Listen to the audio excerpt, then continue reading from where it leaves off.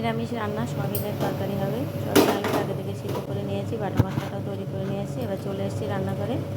বন্ধুরা সঙ্গে তাকে স্কিপ করে যাবে না। গ্যাসটা অন করে কড়া বসিয়ে দিলাম, তেল দিয়ে দিলাম। তেলটা একটু বেশি করে দেবো, কেন সয়াবিনের তরকারিটা একটু বেশি তেল দিলে খেতে কিন্তু ভালো হয়। নিরামিষ এখানে তো পেঁয়াজ রসুন দেওয়া না, নিরামিষ রান্না। শুকনো লঙ্কা, তেজপাতা, পাঁচফোড়ন ফোড়ন দিয়ে দিলাম। ফোড়নটা হয়ে গেছে, এবার সিদ্ধ করা আলুটা একটু তুলে দেবো। আলুটা একটু ভেজে নিলে কিন্তু আলু খেতে বেশ ভালোই লাগে। তারপর আলুটা একটু ভাজা হয়ে গেলে পরিমাণ মতো লবণ হলুদ দিয়ে বাটা মশলাটা তুলে দিলাম। বাটা মশলায় ছিল আদা, জিরে, কাঁচা লঙ্কা আর একটু কাজু।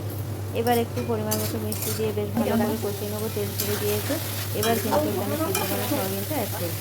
নিরামিষ দিনে হয়তো সয়াবিন নাই, পনির নাই, ধোকা কিছু তো হয়, কিন্তু সয়াবিনটা অনেকে খেতে ভালোবাসে না, কিন্তু সয়াবিন কিন্তু খুব প্রোটিন একটা জিনিস।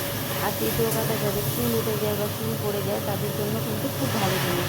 সয়াবিনটা খেলে কিন্তু চুল পড়া, ওঠা বা পড়ে যাওয়া খুব কমে যায়। আর যাদের মাথায় একদম চুল থাকছে না তারা একটু সয়াবিন সপ্তাহে 2 দিন 3 দিন সয়াবিন খাও, দেখবে মোটামুটি তোমার চুলটা পেকে যাবে। খুব ভালো একটা উপকারী টিপস তোমাদের কাছে দিয়ে দিলাম। রান্নাটা কিন্তু রেডি হয়ে গেছে। গরম মশলাটাও কিন্তু আমি বাটা মশলার মধ্যে কপিস গোটা গরম মশলা দিয়ে একেবারে বেটে তুলে দিয়েছি। এবার এখানে পালা শুধু ঘি দেওয়ার, ঘিটা দিয়েই নামিয়ে নেব। রেসিপিটি কেমন হলো বন্ধুরা কমেন্টে জানিও। আর ভালো লাগলে একটা লাইক, একটা কমেন্ট, একটা শেয়ার করে দিয়ে। রেডি হয়ে গেছে সয়াবিনের তরকারি। নিরামিষ দিনে এমন একটা রেসিপি থাকলে বাচ্চাদের তো আর কিছুই চাই না। কেমন হলো কমেন্টে জানিও।